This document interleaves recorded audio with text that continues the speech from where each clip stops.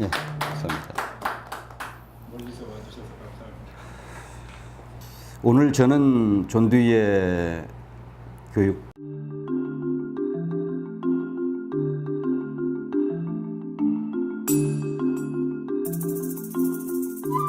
사상 또는 철학 사상을 중심으로 수양론이 무엇인가 하는 문제를 생각해 보겠습니다. 오늘날 용어로는 공부라고 해도 되겠다 싶고, 우리가 교육학에서는 교수학습이란 말을 씁니다만은 학습 또는 교수학습이란 말을 써도 무방하지 않을까 싶은 생각도 있습니다. 우선 이 문제를 두이 사상을 가지고 수양론을 다루는 방법은 다양한 방법이 있을 겁니다만은 오늘 여기서의 논의는 우리나라 교육의 문제를 응시하면서 지식교육의 문제를 중심으로 논의할까 합니다. 지식교육의 문제를 중심으로 논의한다고 할 때에는 두이는 과연 지식은 무엇이라고 봤는가, 그리고 지식교육에 대해서는 어떠한 생각을 갖고 있었는가 하는 문제를 말씀드리게 될 테고, 이러한 문제가 실제 우리가 한 인간으로서 성장하는데 심성보 선생님의 말씀으로 한다면은 자아 완성의 길을 향해서 나아가는데 어떤 관계가 있을까 하는 문제를 살펴보는 것이라고 말할 수 있겠습니다. 지금까지 보통 지식은 낱낱이 지식을 공부한다는 생각들이 있었습니다. 오늘 제가 말씀드리려고 하는 것은 낱낱이 지식으로 보는 방식 말고 총체적 지식으로 보는 방식이 있다. 그렇다고 하면 지금까지 공부는 낱낱이 지식을 학습하는 것이라고 말했다고 하면, 지식이 낱낱이 지식을 중심으로 지식을 생각해 왔다고 하면, 공부는 낱낱이 지식을 학습하는 것이라고 말했다고 하면, 지식을 총체적 지식이라고 볼 때는 총체적 지식을 재구성하는 문제라고 말할 수 있습니다.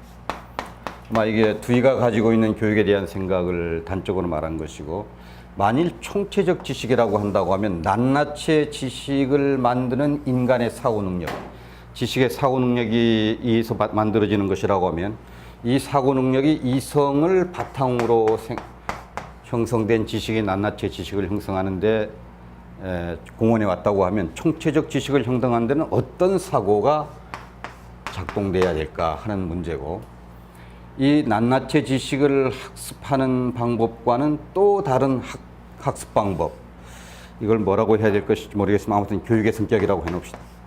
또는 공부의 성격이라고 해도 마찬가지입니다만은 학습의 성격이라고 해도 마찬가지입니다. 어떤 학습의 성격을 말하게 될 것인가 하는 문제입니다. 여기서 우리가 짐작할 수 있는 것은 이성적 사고와는 다른 사고가 필요하다고 말할 수 있고, 이성적 사고와 다른 사고를 미리 언급한다면 질성적 사고라고 말할 수 있습니다. 그걸 질적 사고라고도 번역을 해도 마찬가지입니다만은 영어로는 qualitative thought 또는 qualitative thinking이라고 말할 수 있습니다. 그럼 이제 이성적 사고와는 다른 qualitative thinking이라는 말로 영어로 표현되는 것, 즉 질성적 사고라는 사고의 성격이 있다는 걸 우리가 또 살펴봐야 됩니다. 그런 점에서 이런 문제를 서양 철학사에서 체계적으로 말한 사상가는 아마 존두이가 거의 처음이라고 봐도 되지 않겠느냐 싶은 생각을 가지고 있고, 질성적 사고와 지식을 말하려고 하면은 형이상학적인 문제에 있어서 전통적 철학 사상과는 전혀 새로운, 어쩌면 근본적으로 다른 철학 사상, 형이상학적 사고를 주장해야 할 것입니다. 그런 문제를 잠시 시간 되는 대로 살펴보면서 총체적 지식의 성격과 총체적 지식을 학습하는 문제를 같이 생각해 보도록 하겠습니다.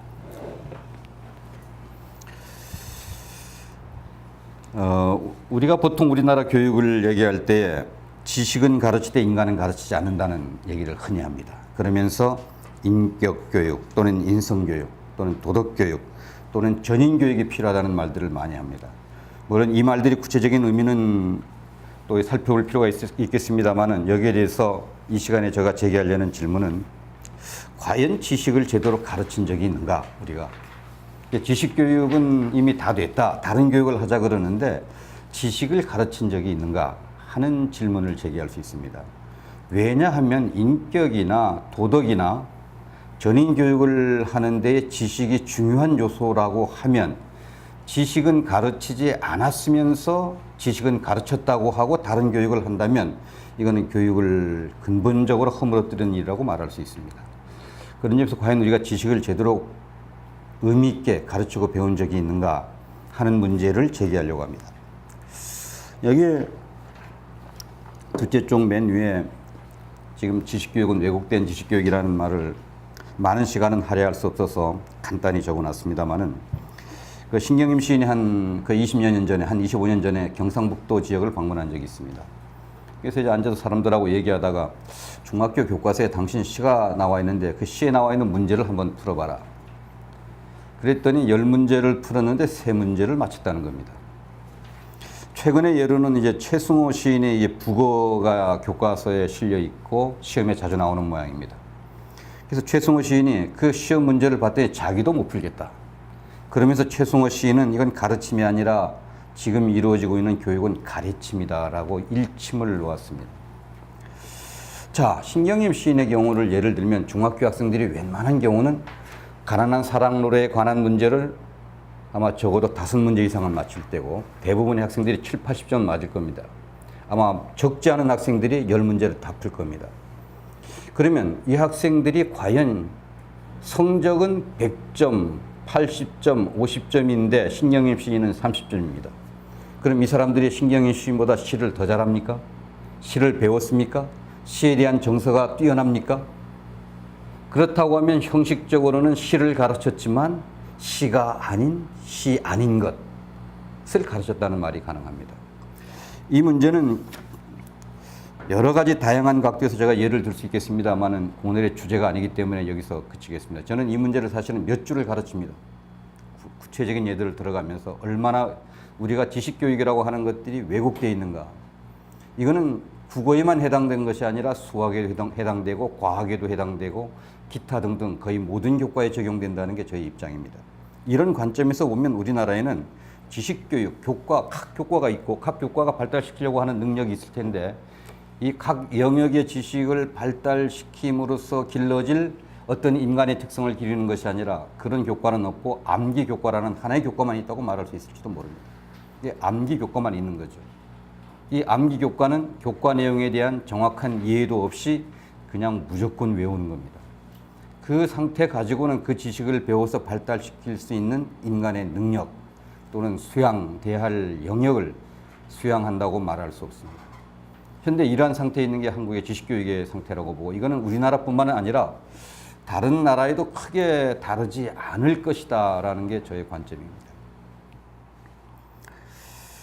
그 다음 문제를 어떻게 진행시키는 게 좋을까 좀 여러 가지 궁금한 거 여러 가지 생각들이 머릿속에 왔다 갔다 합니다만은 시간을 전략하기 위해서 일단은 위에 있는 대로 읽어봐 보겠습니다. 조금 이따 좀 더 자세히 언급할 기회를 갖겠습니다만은 전통적 지식론의 주된 관심을 보면 이 문자 위주의 교육이 이루어지고 있습니다. 지금 교과서에는 지식들을 배우는 거죠. 이건 문자 위주의 교육인데 이 문제는 이성과 본질을 중심으로 하는 서양 철학에 기반을 두고 있습니다.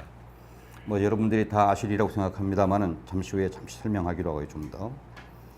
그럼 이 이성과 본질을 중심으로 하는 서양 철학의 입장에서 보면은 문자와 명제가 중요한 대상이 되고 이 확실한 지식은 바로 참인 명제, 문자와 명제로 표현할 수 있다는 생각을 가지고 있습니다. 그리고 우리가 시험을 보는 걸 보면 이 문제를 완전히 알거나 모르거나 둘 중에 하나라는 생각을 또한 가지고 있습니다. 객관식 시험을 보다 보면은 한 학생이 어떤 하나의 문제를 풀었을 때 만점을 맞거나 그 문제에 대한 0점을 줍니다. 완전히 알거나 완전히 모르거나 둘 중에 하나라는 가정을 암암리에 반영하는 거거든요. 아마 일부 어떤 분들은 이걸 평가의 편의상 그렇게 하는 거라고 생각할 가능성이 있습니다만은 사실은 제가 좀 더 이걸 깊이 분석해 보면 사람들이 이 믿음을 암암리에 가지고 있는 것으로 저는 생각하고 있습니다. 거의 적지 않은 분들이 우리는 무엇을 알거나 모르거나 둘 중에 하나이다 라는 믿음을 갖고 있는데요. 아마 이 문제를 좀 더 분석한 저는 논문을 한 권 쓴 적이 있습니다만 이 메논의 파라독스에 나오는 플라톤의 저서인 메논의 파라독스라고 하는 이 문제를 분석하는 글로서 이 문제를 다룬 적이 있습니다. 그렇다고 하면 두이가 본 지식교육의 문제는 문자 위주 교육에 있습니다. 그리고 이것을 우리가 보통 말하는 버벌리즘이라고 하는 겁니다. 그 내용에 대한 깊은 이해도 없이 문자만을 받아들이는 교육. 사실 두이의 그 대표적인 저서 중에 한 권이 민주주의와 교육입니다. 이 민주주의와 교육은 책 전체가 문자 위주의 교육 행태와 그를 뒷받침해주고 있는 교육 이론과 철학 전반에 대한 검토와 그에 대한 대안을 탐색하는 대표적인 교육학 저서입니다. 물론 철학 저서이면서 교육학 저서라고 말할 수 있겠죠. 그래서 이 책에서 두이가 주장하는 것을 요약하면 선생님께서 흔히 들었던 적도 있고 이미 많이 인구에 회자하는 말이라고 생각됩니다만 삶으로서의 교육 또는 경험에 의한 학습, learning by doing 또는 learning by experience. 이 광고 멘트에도 나오는 얘기입니다. 그래서 이제 문자 위주의 교육에 대한 대안으로서 삶으로서의 교육 또는 경험에 의한 학습이란 단어를 쓰고 있습니다. 아마 민주주의 교육에 체계적으로 나타나 있지는 않지만 제가 두이의 철학을 공부하면서 알매 성격을 중심으로 살펴볼 때 두이의 지식론은 총체적 지식론이라고 봐야 되고 두이가 지향하는 수양의 방법은 총체적 지식의 함량으로서 공부라고 말할 수 있으리라고 생각됩니다. 두이 철학의 성격, 두이 교육학, 교육이론의 그 근본적인 생각 이전과는 근본적인 다르다는 것을 밝혀주기 위해서는 아마 인간 형성의 원천이 무엇인가 하는 교육학에서 다루어지고 있는 중요한 논의의 성격을 살펴보는 게 도움이 된다고 생각합니다. 아마 인간 형성의 원천을 대조적으로 간결하게 보여주는 한 가지 방법은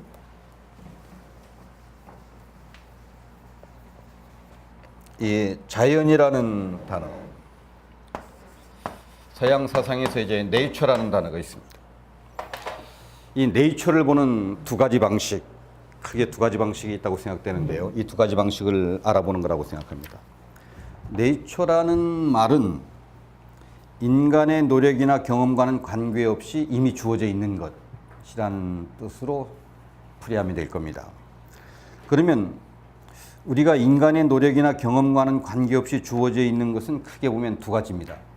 하나는 인간 밖에 있는 것, 자연이라는 말로 사용되죠.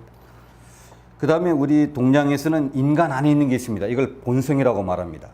근데 이 본성도 동양에서도 그런 생각이 없는 건 아닙니다만 우리 인간의 노력에 의해서 주어진 것이 길러진 것이 아니라 이미 주어진 것이라는 생각을 가지고 있죠. 근데 영어로서는 이 네이처, 자연과 본성이 하나의 단어로 표현됩니다. 그래서 이제 네이처라는 단어를 찾아보면 자연이라는 뜻도 있고 본성이라는 뜻도 있습니다. 그러나 성격은 전혀 반대입니다. 자연은 인간 밖에 있는 것이고 본성은 인간 안에 있는 겁니다. 그러나 어느 것도 인간의 노력에 의해서 길러지거나 얻어진 것이 아니라는 점에서 서양 용어로는 네이처라고 말을 합니다. 그러면 우리는 이런 생각이 들겠죠. 그러면 한 가지는 밖에 있는 것을 안으로 길러주면 된다.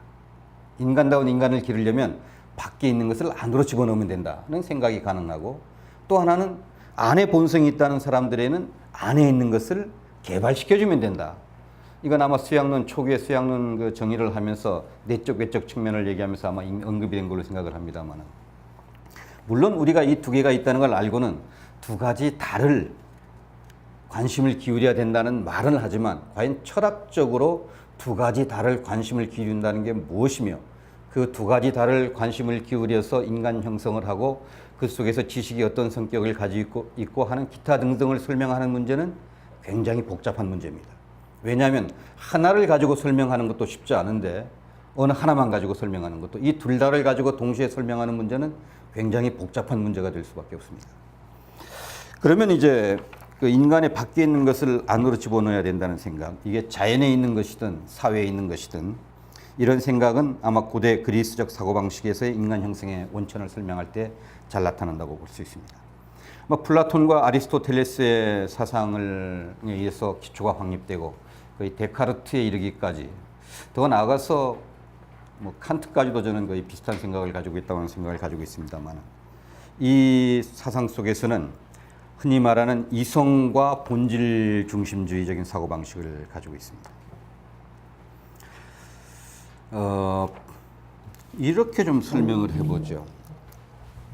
우리가 이제 이 세상에 인간과 자연이 있다고 하면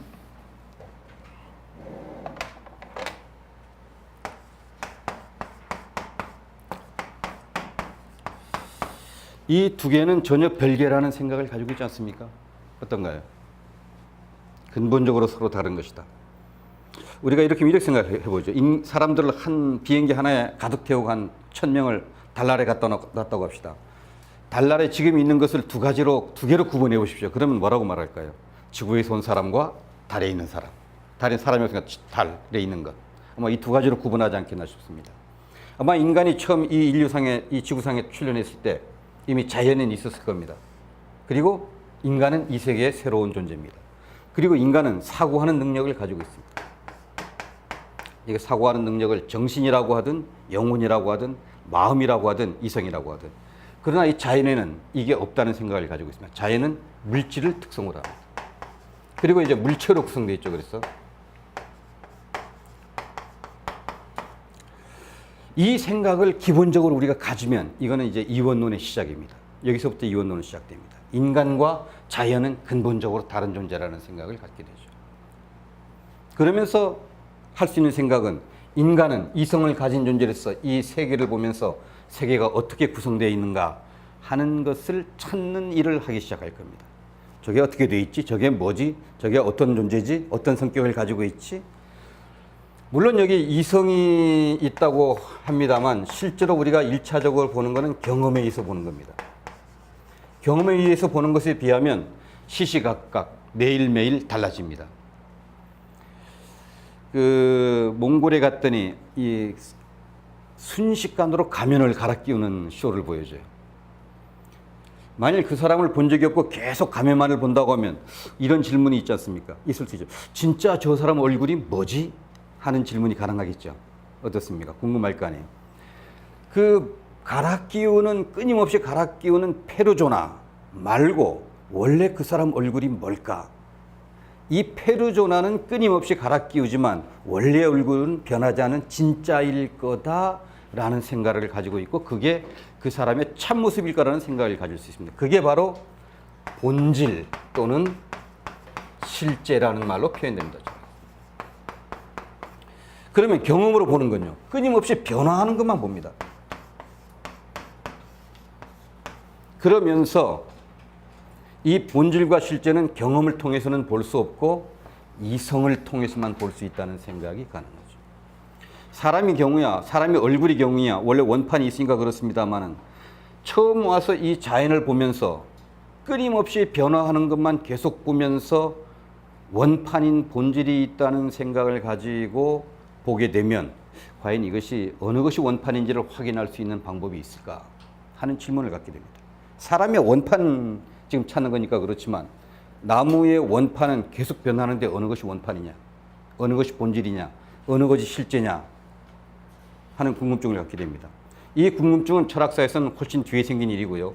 이성에 의해서 이 본질과 실제를 찾을 수 있다는 생각을 했고 이성에 의해서 본질과 실제를 찾게 되면 그것은 명제화할 수 있고 그 명제는 지식이면서 진리가 된다는 생각을 가지고 있습니다.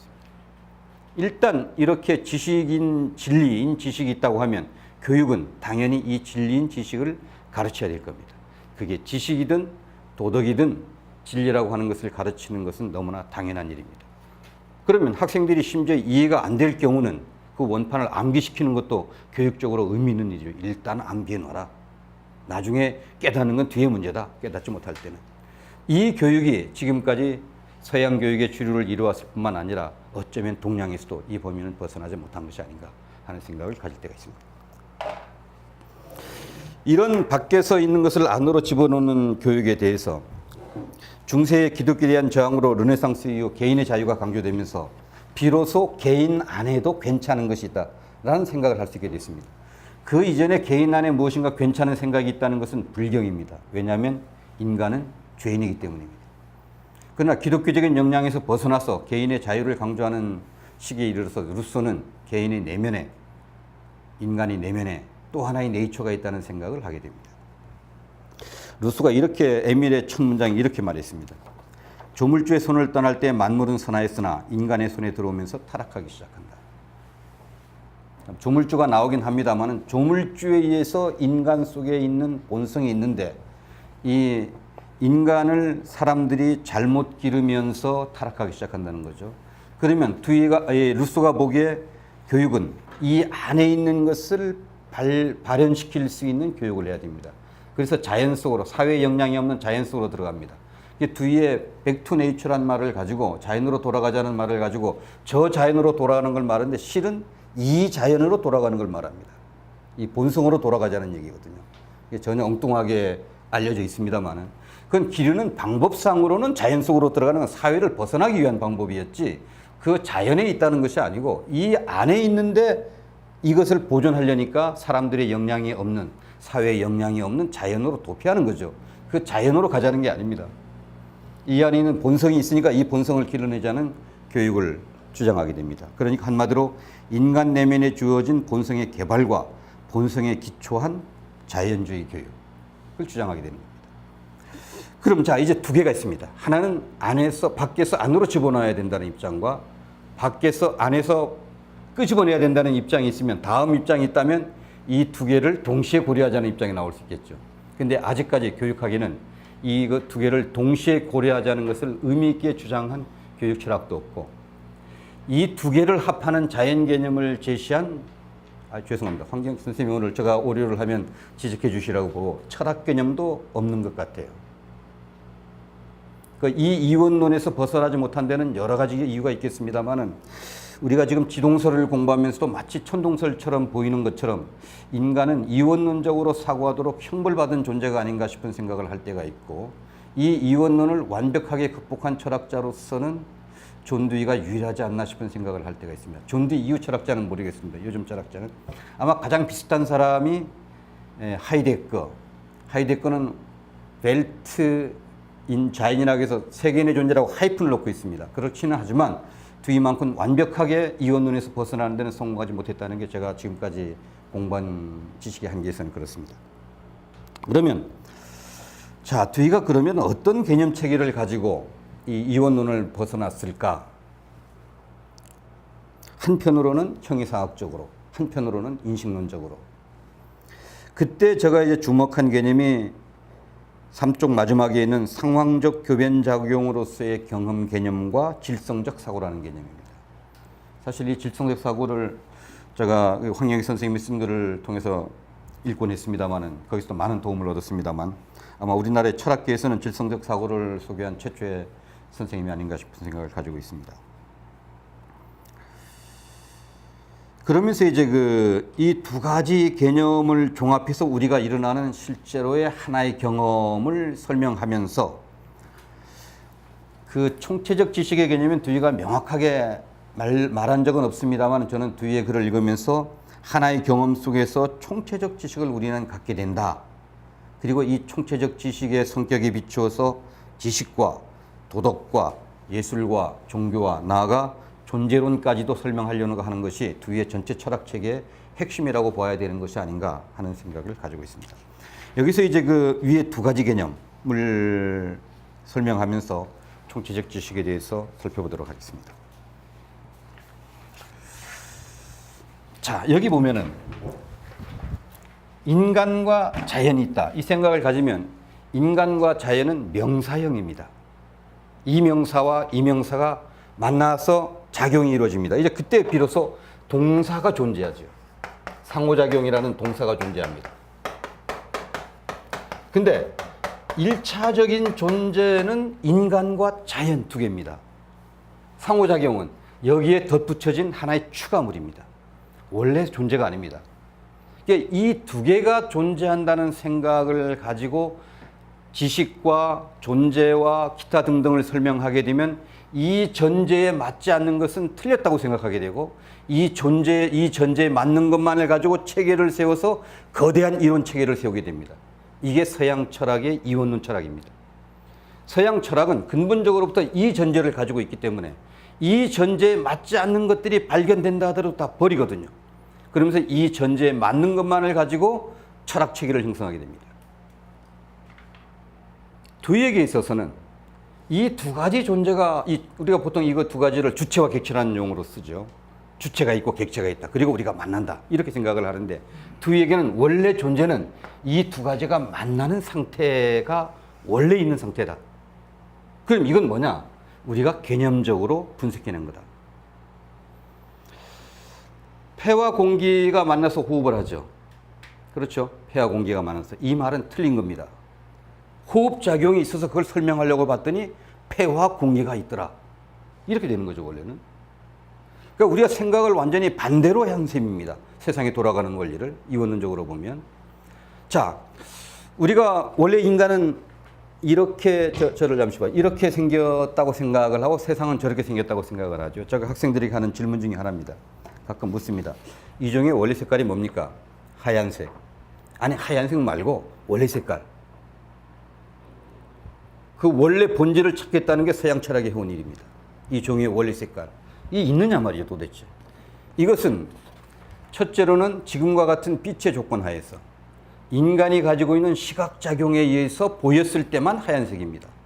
만일 태양이 빨간색이 됐다면 이 종이는 뭘로 보이겠습니까? 빨간색으로 보이겠죠. 태양이 노란색이면 노란색으로 보일 겁니다. 그것도 인간이 또 가시광선 범위를 지각할 수 있는 지각 능력을 가지고 있기 때문입니다. 만일 우리가 X선으로 우리 눈이 X선과 같은 작용을 한다면 어떨까요? 선생님들이 전부 다 뼈다귀만 보일 겁니다. 어거적어적 거려가는. 이렇게 생긴 모습이 인간의 원래 모습이 아닙니다. 이거는 우리의 시각작용의 한계와 지금 이 세상에 존재하는 빛의 조건, 이 전체가 어우러진 상황 속에서 존재합니다. 인간은 우리가 이렇게 한 걸음씩 걸어다니게 되어 있습니까? 만일 달에 있으면 어떨까요? 우리는 점프해서 점프해서 돌아다닐 겁니다. 지금보다 6배나 높이 뛰면서 돌아다닐 겁니다. 그리고 얼굴도 호빵맨으로 생겼을 겁니다. 풍풍하게 뻗어가지고. 그러니까 지구라는 일기압하의 지구 상황 속에서는 인간이 이런 모습을 하고 있지만 6분의 1 기압밖에 안 되는 지구, 달이라는 상황에 가면 우리는 호빵맨이 되고 전부 다 높이뛰기 선수처럼 뛰어다닐 겁니다. 그 우주선에서 그 우주인이 뛰어다니는 거 보셨죠? 그러니까 인간이 이 상황을 떠나서 인간이라는 게 원래 있다. 이런 모습으로 존재한다는 생각은 이 지구 전체 상황을 제대로 상황 속에서 이미 이렇게 형성되어 있는 모습을 보지 못한 겁니다. 그러니까 인간은 태어나는 순간부터 상황 속에 존재하고 상황의 수많은 요소에 의해서 이미 제약된 영향을 받은 상태로 존재하는 겁니다. 만일 우리가 여기에 태어나서 이런 모습이 달에 태어났으면 호빵맨이 있을 거랍니다. 태어나는 순간부터. 그러니까 이미 태어나는 순간부터 이미 이 환경의 영향에 의해서 변화된 상태에 있습니다.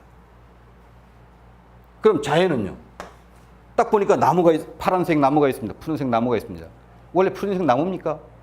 아니죠. 인간이 태어나서 보는 순간 나무는 푸른색 나무로 규정이 되어 있습니다.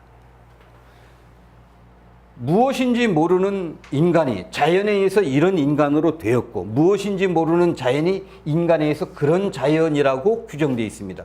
이미 인간이 존재하면서부터 이거는 서로가 서로에게 영향을 받아서 무엇이라고 규정된 상태에 있습니다. 이것을 보고 저는 교변작용이라고 정했습니다. 교변작용. 서로가 서로를 변화시키는 거죠. 자연은 나를 변화시키고 나는 자연을 변화시킨 셈입니다. 규정해 놓은 셈입니다. 원래 본질이 아니라 인간으로서 그렇게 볼 수 있도록 한계가 지어져 있다는 겁니다. 이미 만약에 전혀 인간과는 다른 능력을 가지고 가진 존재가 있다면 나무가 안 보일지도 모릅니다. X선으로 보면 나무가 잘 안 보이겠죠. 까맣게 보이겠죠. 예, 그러면 역시 달라질 거 아닙니까? 그 문제를 저는 교변작용이라고 했고 이게 단순히 둘 사이의 교변작용이 아니라 상황 전체의 교변작용. 이 상황 전체 속에서 일어나는 교변작용. 그래서 이것을 상황적 교변작용이라고 명명하게 됩니다. 그럼 자연은 어떻게 되느냐? 수많은 교변작용이 일어난 전체 집합이 자연이죠. 이 관점에 이제 복잡계나 요즘 유명하는 복잡계에 관한 설명이 이 두이 철학 속에서 이제 기원을 가질 수 있을지도 모르겠습니다. 거기에 어느 하나가 변하면 거미줄처럼 얽혀있기 때문에 어떤 변화가 일어날지 예측할 수 없는 요소가 있고 서로가 유기적인 관계를 맺고 있기 때문에 환경의 복잡성 같은 문제도 생태학적인 문제도 이제 드러나게 됩니다. 자, 그렇다고 하면 여기서 알은 어떤 알이 존재하느냐? 전에는 인식론이 하나의 대상을 놓고 이를테면 이 컵을 놓고 이 컵의 본질은 무엇인가? 이 분필의 본질은 무엇인가 하는 질문을 제기했습니다. 그러나 두의적의 관점에서는 이 하나의 물건을 놓고 이것의 본질은 무엇인가 하는 질문은 원칙적으로 성립되지 않습니다. 전체 상황 속의 한 부분으로서만 존재하기 때문입니다. 여기서 알매 복잡성에 유리하게 됩니다.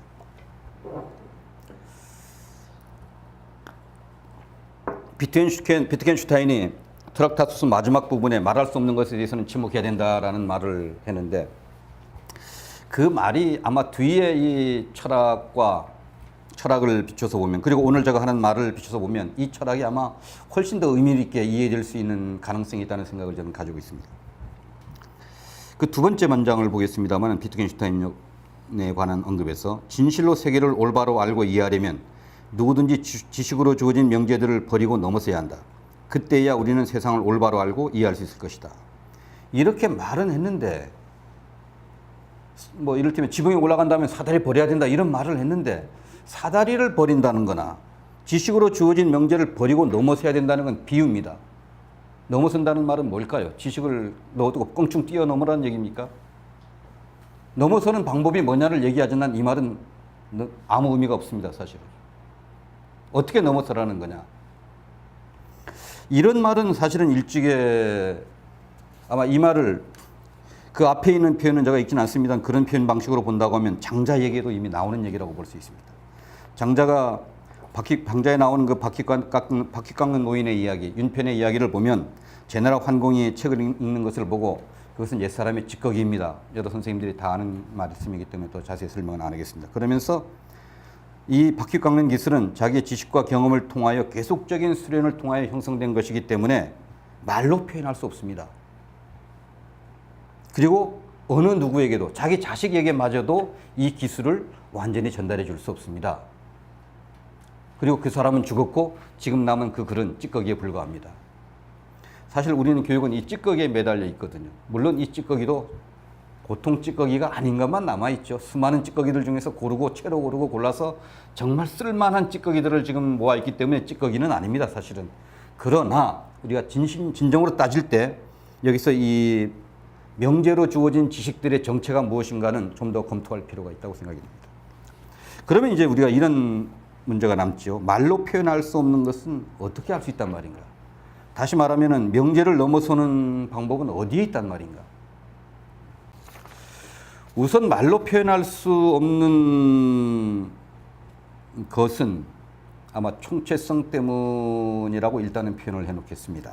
총체성이 뭐냐는 앞으로 설명을 해야 되겠습니다만은, 우리 실제적인 삶에는 학문 구분이 없습니다. 거기는 온갖 것들이 다 함께 섞여 있습니다. 거기는 다양한 학문 분야가 섞여 있을 뿐만 아니라 지적인 것, 정서적인 것, 도덕적인 것, 의지적인 것 등등이 함께 통합된 상태로 있습니다. 그리고 이 시간에 잠시 여러분들의 알매 내면을 따져보면 배운 다양한 영역의 지식을 배웠지만 이러한 지식을 배워서 배운 적이 없는데 뭔가 형성되어 있는 게 있습니다. 각자 나름대로 지식의 체계를 이루고 있다고 생각이 됩니다. 그리고 그 지식의 체계들은 국어, 영어, 수학, 과학사회, 철학, 심리학, 온갖 지식을 배우는데 이런 것들, 단편적인 지식들을 넘어서서 이런 지식들을 총동원해서 이런 삶을 사는 게 바람직한 삶이구나. 나는 이런 삶을 추구해야 되겠다라는 삶의 총체적 이상 같은 게 있다고 생각이 됩니다. 이건 아주 정확한 말은 아닙니다만 저의 알매에 대한 분석을 통해서 저는 그런 대답을 가지고 있고, 사람들과 얘기를 해봐도 그 알미 다 합쳐져서 어디를 향하고 있냐고 물어봤더니 바람직한 삶이 뭔가, 행복한 삶이 뭔가, 좋은 삶이 뭔가, 아무튼 이런 그 이상을 형성하는 대로 이어지고 있는 것 같아요. 그래서 선생님들은 어느 누구나 지금 이런 삶을 사는 게 바람직하다고 생각을 하고 그런 삶과 관련해서 여기 와서 공부도 하고 있고 어떤 공부를 할 것인가를 선택도 할 겁니다. 그건 어디 선언적으로 주어진 것이 아니라 지금까지 선생님들께서 알고 계신 모든 지식들을 통틀어서 뭔가 명확하지는 않지만 그것들이 하나의 지식의 체계를 형성하고 있어서 그런 판단을 가능하게 하는 작용을 한다고 생각합니다. 그것이 없다면 매 순간순간 어떤 판단도 거의 정확한 판단을 하기가 어렵지 않을까 싶은 생각이 있습니다.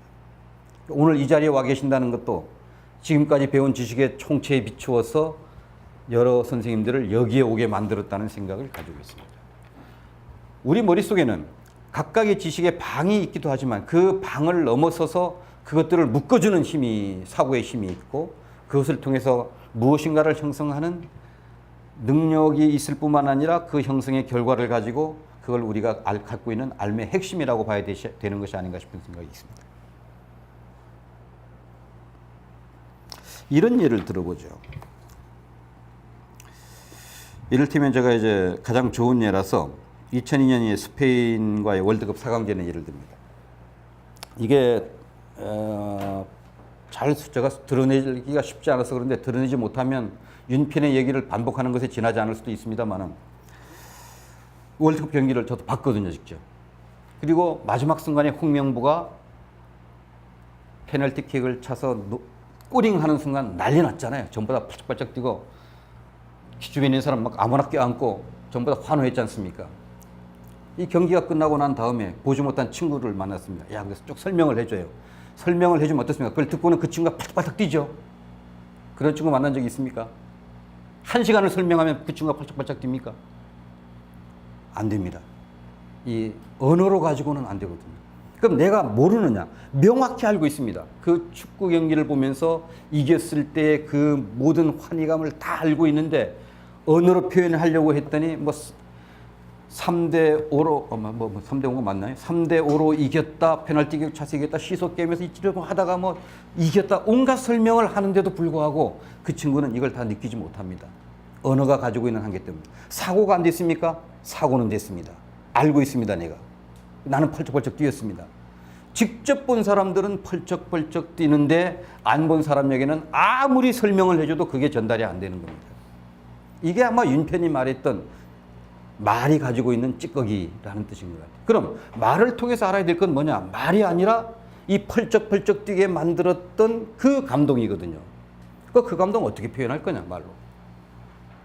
교육은 이겼다는 것을 전달해야 될 것이 아니라 진실로 알아야 될 것, 실제 모습은 이 감동했던 이 자체인데요.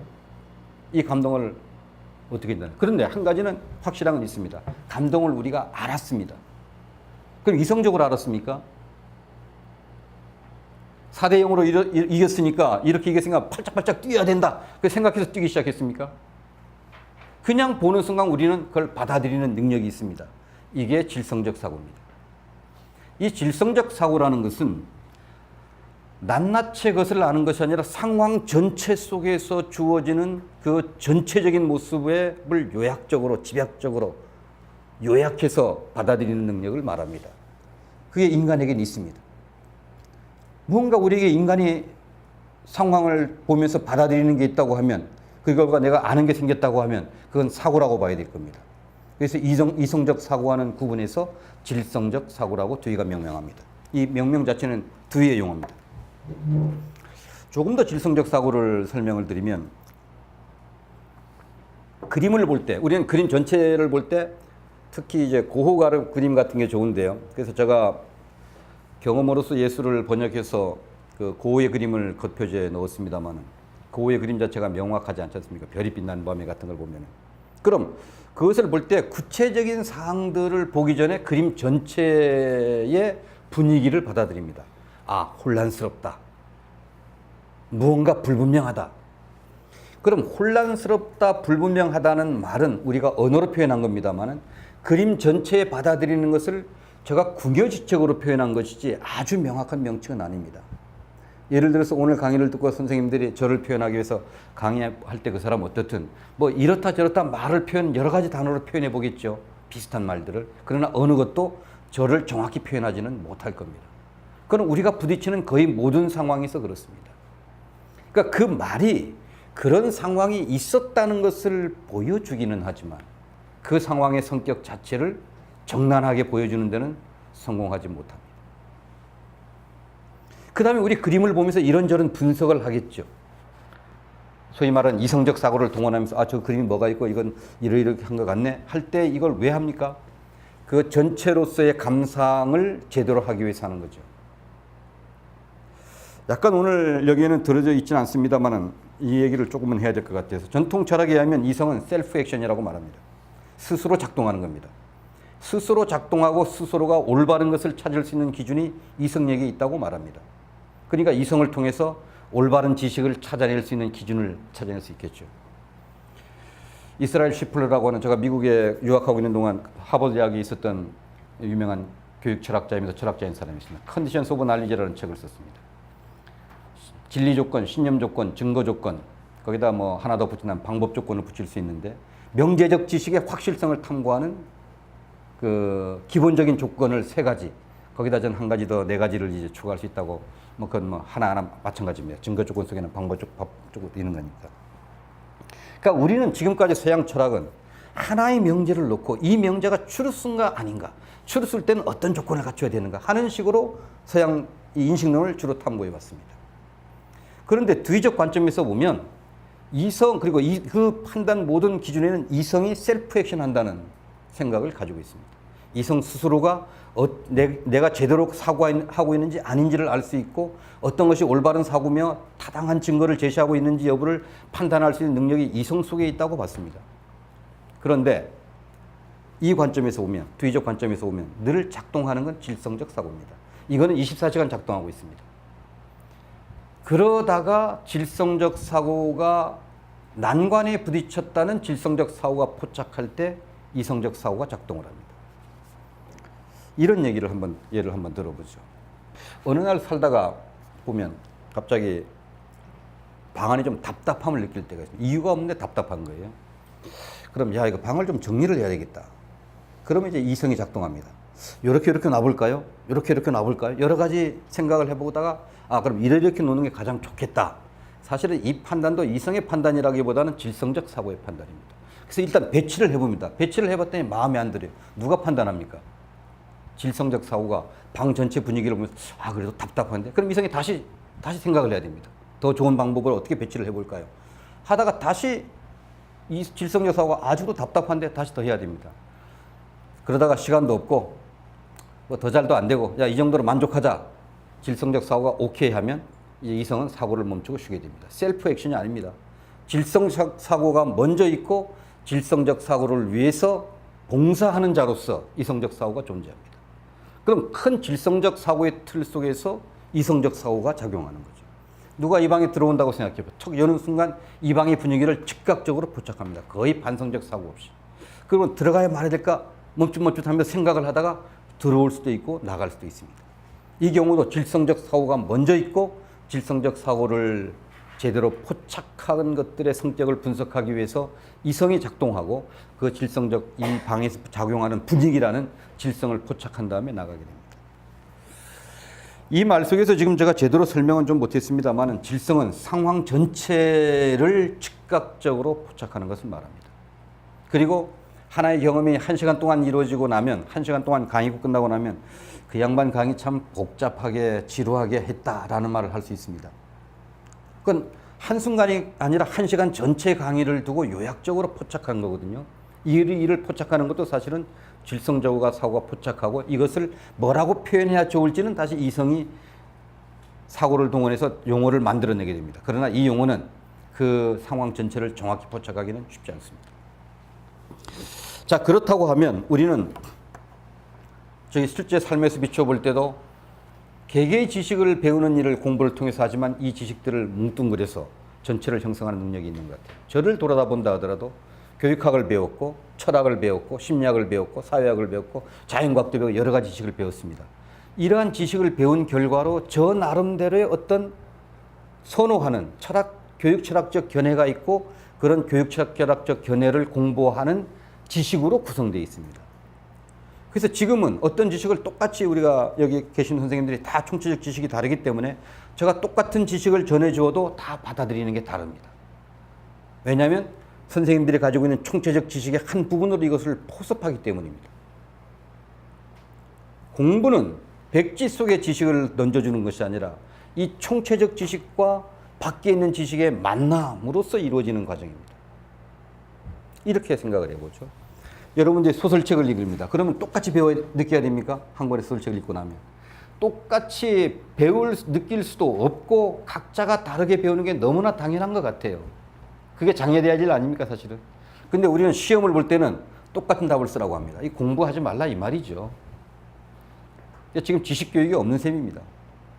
왜냐하면 공부는 원래 지식과 나의 총체적 지식과 지식이 만나서 서로 나의 총체적 지식을 뒤에 나올 겁니다 확충하는 과정인데, 총체적 지식은 꽉 묶어놓고 넌 생각하지 말고 있는 지식을 그대로 받아들여. 이게 객관적 시험이거든요.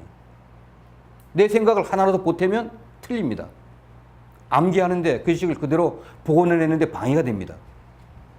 그리고 이런 교육을 정당화하는 지식 교육관이 전통적 이성 중심과 본질 중심의 서양 철학이 이거를 지탱해 주었고, 이것은 사실은 서양 철학을 탓하기 전에 우리 모두가 은연중에 이런 생각을 지지하고 있지 않나 생각이 듭니다.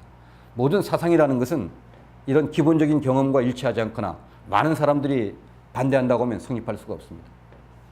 우리 모두가 그런 점에서 이원론적인 사고를 가지고 있고, 이원론적인 사고에서 지식을 생각하고 있고, 그렇게 함으로써 명제화된 지식이 참된 진리를 표현한다는 거의 무의식적으로 받아들여 온 것. 사실은 그 교육을 통해서 받아들여 왔을 가능성이 있습니다만, 그것이 지식과 지식을 보는 거의 유일한 옳은 관점이라는 생각이 우리에게 만연되어 있고, 이런 교육을 지지하는 데 우리가 같이 동조하는 입장이 되어 있지 않나 싶습니다. 자, 그러면 총체적 지식이 있는데 여기는 어떤 것들로 구성되어 있을까? 여기는 의식적인 알매 내용과 잠재의식적인 알매 내용이 통합되어 있습니다. 거기는 명확히 아는 게 있는데, 명확히 아는 것에는 말로 표현할 수 있는 것과 말로 표현할 수 없는 것이 함께 섞여 있고, 사실은 말로 표현할 수 없는 게 진짜입니다. 그러니까 이제 문자 위주 교육을 가지고는 안 되는 거죠. 그 다음에 여기는 어슴푸레한 알매 내용과 불분명한 알매 내용이 다시 포함되어 있습니다. 이를테면 아까 심성모 선생님이 발표한 질문에 대해서 내용에서 여러 가지 질문이 있습니다만, 그 질문들은 제가 받아들이면서 아직 어슴푸레한 영역으로 남아있는 것들입니다. 물론 여기 설명하는 내용도 제가 잘 모르는 어슴푸레한 것들이 끼어 있음에도 불구하고 말로 쓰니까 아주 명확하게 하는 것처럼 보이는 것들이 많이 있습니다. 그리고 심지어는 알지 못함을 아는 것도 있습니다. 그리고 알고 있으면서도 알고 있는 줄 모르는 것도 있습니다. 가장 대표적인 예로는 선생님들이 이 세상에서 얼굴을 알고 있는 사람들이 많지요. 알고 있는 사람 다 꺼내봐라. 몇 사람이나 꺼낼 수 있을까요? 몇 사람 못 꺼내잖아요. 근데 실제로 아는 사람은 굉장히 많습니다. 근데 어떤 사람을 딱 보면 저 사람이 내가 전에 본 적이 있다 없다는 것을 거의 즉각적으로 우리는 알아냅니다. 알고 있는 사람 쓸 때는 쓰지 못했던 사람인데 딱 보는 순간 저 사람 봤던 사람이다, 아는 사람이다라는 걸 아는 경우도 있습니다. 즉 알고 있지만 알고 있는 줄 모르는 것. 이걸 우리는 무의식, 잠재의식 같은 게 아마 이 영역에 속하는 게 아닌가 싶고, 이런 점에서 프로이드의 문제를 이 총체적 지식의 관점에서 연구한다면 어떤 결과가 나올까 하는 생각도 가지고 있습니다.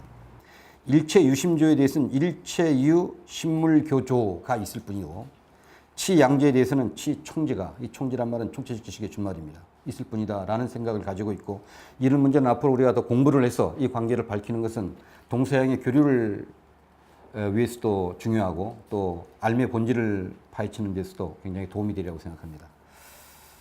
조금 강의가 양이 좀 많다 보니까 조금 시간을 좀 빨리 적게 쓰다 보니까 좀 건너뛰기도 하고, 약간 제가 좀 시간 통제 때문에 좀 실수를 하기도 했는데, 아무튼 경청해 주셔서 고맙습니다. 여기서 제 발표를 마치겠습니다. 네, 감사합니다.